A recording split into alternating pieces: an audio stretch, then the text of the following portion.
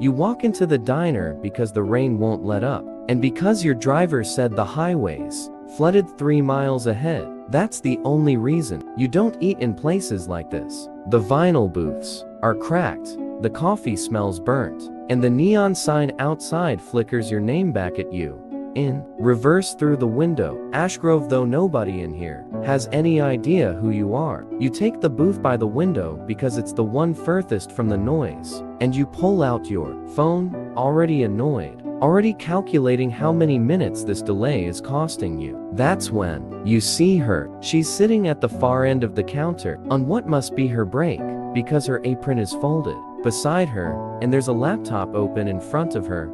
Old. The corner of the casing held together with a strip of silver tape. Her name tag says Odessa. She's not looking at her phone like every other 20-something you've ever watched kill 15 minutes.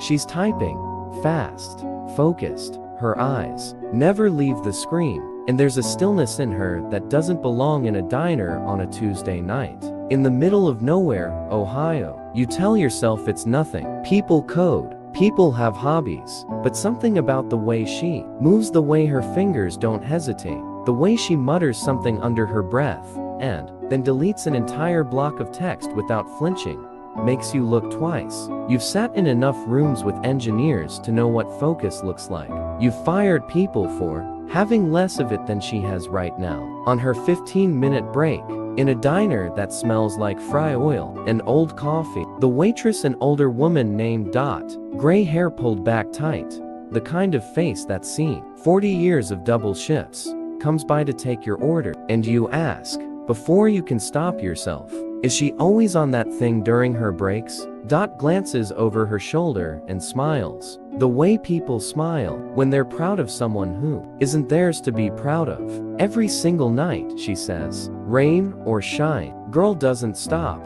What's she working on? Dot shrugs. No idea. She doesn't talk about it much, keeps to herself, but she's sharp, sharper than half the men who come through here thinking they own the place. She says it with a small laugh, then walks off to get your coffee, leaving you with the question you can't shake. You should let it go. You have 4 board meetings tomorrow and a call with Singapore at AM your time, but you don't let it go. You watch her for another minute, and then another, and there's a version of yourself, the 26-year-old version, the one who dropped out of a state school with nothing but a half-written algorithm and a stubborn refusal to quit, who gets up out of the booth and walks toward the counter before the rest of you can talk him out of it. Mind if I ask what you're working on? She doesn't look up right away. When she finally does, there's no deference in her eyes, no nervous scramble to close the laptop the way most people do. When a stranger in an expensive coat leans over their shoulder, she just studies you for a second, like she's deciding whether you're worth the interruption. Does it matter? She says. It's not rude, it's just direct. And something about that directness lands harder than anything anyone's said to you in months, because you've been surrounded by people who tell you what they think you want to hear for so long that you've forgotten what it sounds like when someone doesn't. Humor me, you say. She turns the laptop slightly, not fully, just enough, and what you see stops the words in your throat. Lines of code, not the kind you'd expect from a diner waitress killing time between tables. A machine learning model mid-training. The kind of architecture you've watched your own engineers argue over in conference rooms with glass walls and 7-figure budgets. But it's not the code itself that gets you, it's what the code is for. Scrawled in a comment line above the function, a kind of shorthand only the person who wrote it would understand, are the words, for Grandma Ruth, so she remembers me even on the bad days. You don't say anything for a moment. You just stand there, in a diner in the middle of nowhere, staring at a stranger's laptop, like it's the first honest thing you've seen in years. You're building this for your grandmother, you finally say. Odessa's jaw tightens, just slightly, like she wasn't expecting you to understand what you were looking at, and definitely wasn't expecting you to care. She has dementia, she says. Some days, she knows me. Some days, she doesn't. I'm trying to build something that I don't know. Help her hold on to the parts of her life that matter. Voice, photos, memory prompts. Something that learns. her patterns and gently reminds her, instead of just watching her forget. You ask how long she's been working on it. 14 months, she says. Every night after my shift. Every break. I sleep about 5 hours most nights. You're self-taught? Community college dropped the CS program the semester I started, she says. And there's no self-pity in it, just fact. I finished the degree through free online courses, books from the library, YouTube. At 2 in the morning, she shrugs again, like it costs her nothing to say it, though you can tell it cost her everything. Nobody was going to teach me for free, so I taught myself. You sit down on the stool next to her without asking permission, and for the first time in longer than you can remember, you're not thinking about board meetings or Singapore or the 42 unread emails burning a hole in your pocket. You're thinking about the fact that this woman in this diner with a laptop held together by tape has built something that 3 of your best engineers have been failing to solve for the better part of a year. A personalized memory reinforcement model, lightweight enough to run offline, adaptive enough to grow with a patient's decline instead of just reacting to it. Your company spent $11 million last year on a research initiative aimed at exactly this: cognitive care technology for aging patients. You remember the pitch deck. You remember your chief of research telling you it was at least 3 years out from anything usable. And here it is, half-built, running on a laptop with a cracked hinge, powered by nothing but a granddaughter's refusal to let her grandmother disappear quietly. Can I see it run? You ask. She hesitates, not because she doesn't trust the model, you can tell, but because she doesn't trust you.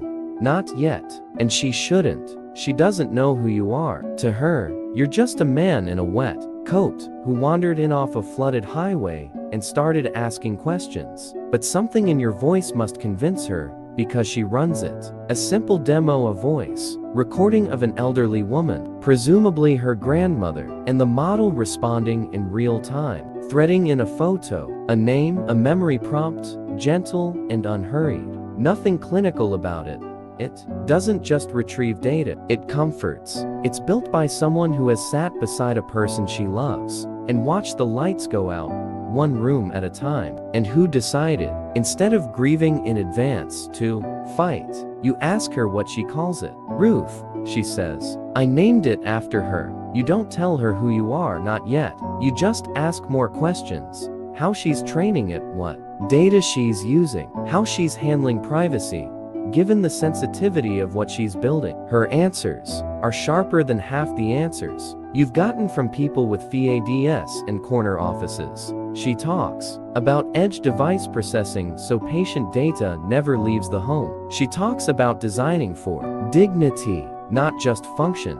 The technology should never make her feel like a problem being managed, she says. It should feel like being loved by something that remembers. You think about your own mother, 3 years gone now, and the year before that, when she stopped recognizing your face, but still remembered the sound of your voice reading to her the way you did as a boy. Before any of this, the company, the money, the version of you that sits in glass towers, making decisions that affect thousands of lives you'll never meet. You think about how much you would have given in that year for something like Ruth. Why coding? You ask her. Why not nursing? Or something more direct? Because nursing helps one person at a time, she says. This could help thousands, maybe more. Someday, I don't have money for a lab or a team or venture capital pitch decks. I have nights, and a laptop, and a reason that won't let me quit. Dot comes by again to refill your coffee, and you notice the way she looks at Odessa,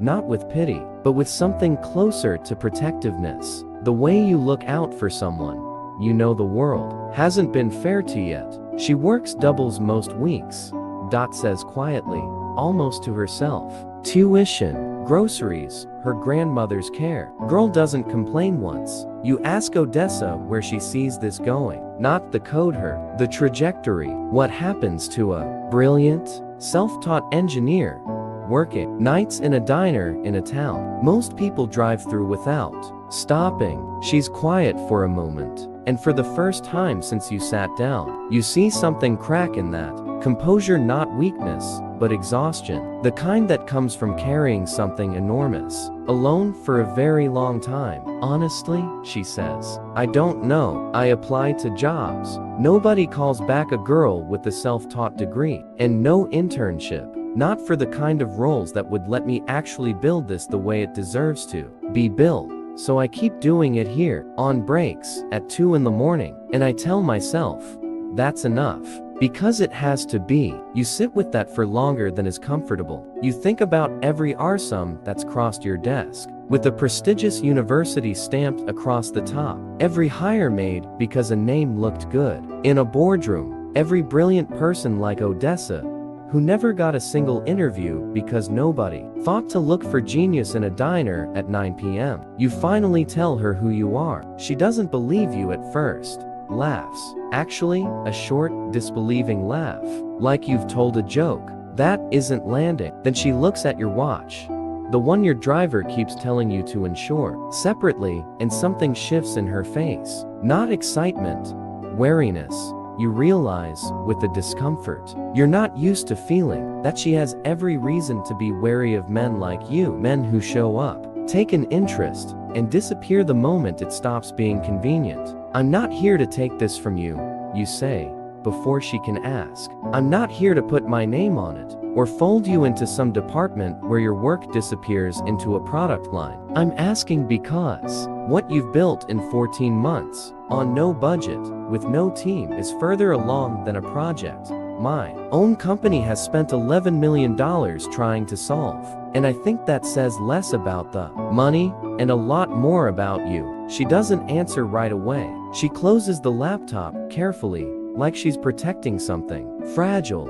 And you understand this isn't just code to her. It's her grandmother's face. It's every night. She didn't sleep. It's the only thing in her life that's entirely hers. What are you asking exactly? She says. I'm asking what you need, you say. Not what you'll accept. What you actually need to finish this the right way, on your terms. She tells you, eventually, once the wariness eases into something like cautious hope. She needs real hardware. She needs a small team. People who understand caregiving as much as they understand code. Because she's watched too many health tech products get built by people who've never sat beside a hospital bed. She needs enough security that she can quit one of her 3 jobs and finally sleep more than 5 hours a night. And she needs it to stay. Ruth, not renamed, not rebranded, not stripped of the reason she built it in the first place. You tell her all of it is possible. You tell her you'll fund it personally through the company because you don't want this filtered through a boardroom that will try to monetize her grandmother's memory before it protects it. You tell her she'll lead the team, not report to one. She still looks at you like she's waiting for the catch. And you understand that too. People like her have learned the hard way that generosity from people like you usually comes with strings sewn into the lining. So you tell her the only condition is this. That Ruth, the model, eventually reaches families who can't afford $11 million research initiatives. Families in diners. Families working doubles. Families like hers. She looks down at the laptop, then back up at you. And for the first time all night, her composure breaks completely, not into tears. Not quite, but close enough that she has to look away for a moment, out the window, at the rain still falling outside. My grandmother used to tell me, she says quietly, that the world doesn't always notice you when you're doing the right thing. It notices you eventually. You just have to still be standing there when it finally looks. You think about that sentence for a long time. After you leave the diner that night, through the flooded highway, through the 4 board meetings the next day, through the call with Singapore that you almost cancel because you can't stop thinking about a woman with a taped together laptop who built something extraordinary out of love and refused to let exhaustion talk her out of it. 6 months later, Ruth launches in a pilot program across 12 care facilities in 3 states, free for any family below a certain income threshold, funded entirely outside your company's balance sheet. Exactly as promised, Odessa leads a team of 11 engineers, 3 of whom she personally recruited from community colleges and coding boot camps, because she remembers what it felt like to be brilliant and invisible, and she isn't interested in repeating history. Her grandmother, Ruth, gets to use an early version herself on one of the harder days, and when the model gently threads in a photograph of Odessa as a child, in Ruth's own voice, recorded months earlier. I love you, sweetheart, and I remember you, even when I forget the rest. Her grandmother reaches for Odessa's hand, and for one unmistakable moment, recognition returns to her eyes. Odessa tells you about it the next time you visit the small office space you helped her set up. Modest, no glass towers, no marble lobbies, just good light and good coffee and a wall covered in sticky notes from a team that believes in what it's building. She tells you her grandmother cried. She tells you she did too. She doesn't tell you that she almost gave up 8 months before you walked into that diner, that there was a night she sat in her car in the parking lot and genuinely considered deleting the whole project, convinced no one would ever care enough to notice. You don't need her to tell you that. You already understand it, in the quiet way people understand things they've lived through themselves, the years before anyone believed in you, the version of yourself that kept building anyway, in the dark, on faith alone, because some things are worth doing, even when nobody's watching. You think about that flooded highway sometimes, the one that forced you into a diner you never would have chosen. You think about how close you came to sitting in that booth with your head down, scrolling through emails, never once looking up at the woman coding quietly at the end of the counter, brilliant, exhausted, unseen, and utterly unwilling to stop. The world doesn't always notice you when you're doing the right thing, her grandmother told her. It notices you eventually. You just have to still be standing there when it finally looks. Odessa was still standing there, and for once in your life, so were you. If this story touched your heart, remember, real strength does not always come with a title or a fortune. Sometimes it's sitting quietly in a dinner, refusing to give up. If this story moves you, hit subscribe and share it with someone who needs a little of today. And I will see you in the next one.